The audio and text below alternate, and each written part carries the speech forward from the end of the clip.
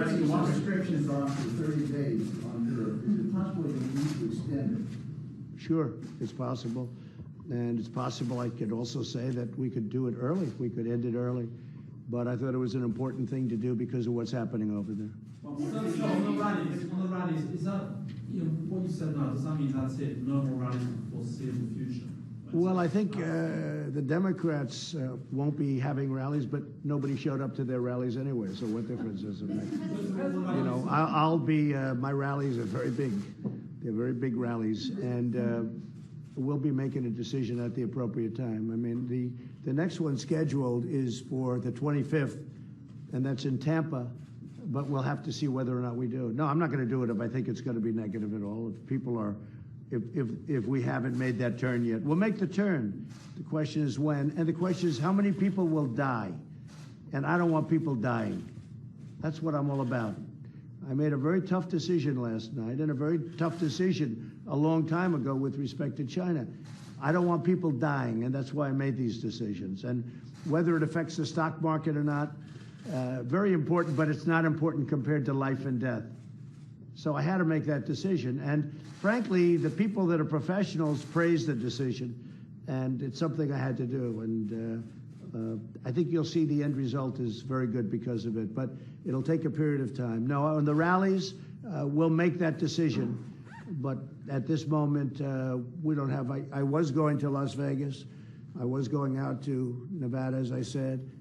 I was going to Colorado, where we have Cory Gardner running, and he's doing a great job, by the way. He's done a fantastic job. But we've postponed that. I think we're going to have Cory coming in here maybe on Friday. We're going to do our event from the White House.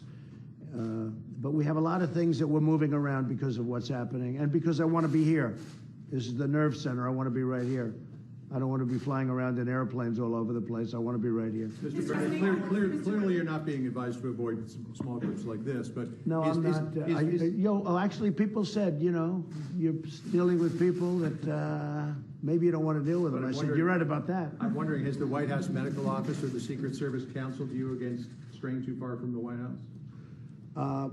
They have not, but it's common sense. You know, a lot of it is, and what I say is use common sense, like washing your hands and, you know, certain things. Keep a little bit of distance away. That's why the sporting events are a little bit tough, because you have people sitting in small seats right next to each other, so it's a little bit tough. What happened with the NBA is pretty incredible, but you look over in Europe and you see their big soccer matches were canceled. It's pretty amazing when you think of what happened and how fast this spread to the world. There was one country, then it was 4 countries, then it was 9. I'm reading this list every week. Then it was 13, then it was 22, and now I guess it's over 100 countries. So it's an amazing thing how fast this one spreads. This is a very fast spreader. Any more thoughts about the Tokyo Olympics? No, I just wish the Prime Minister, he's a great friend of mine, Prime Minister Abe, and I wish him luck. They did such a perfect job. The venues are incredible. Well, we didn't shake hands today, and we looked at each other, and we said, what are we going to do? You know, it's sort of a weird feeling. I think we went and we said at the same time, we did this. You know, I just got back from India, and I didn't shake any hands there, and it was very easy, because they go like this, and Japan goes like this. They were ahead of the curve, okay? Now, we looked at each other, we said, and we also had a lot of press staring at us, right? We're saying, are we supposed to shake hands?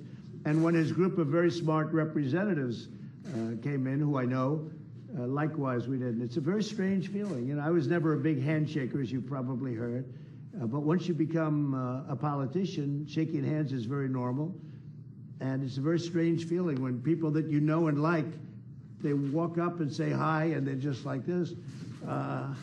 We were saying, it's a little bit, different. It almost feels impersonal, or feels like you're being rude, but we just can't afford to think like that for the next few weeks. And Mr. President, could you talk about the trickle-through effect of everything that we're seeing here? It's like when you cancel an NBA season, you're losing all of the revenue. Oh, sure. It hasn't. I mean, that way all through the entire economy. Yeah, it has an obvious effect. The only thing worse can be that you lose thousands and thousands of people more than you would have lost if you did it the way we're doing it.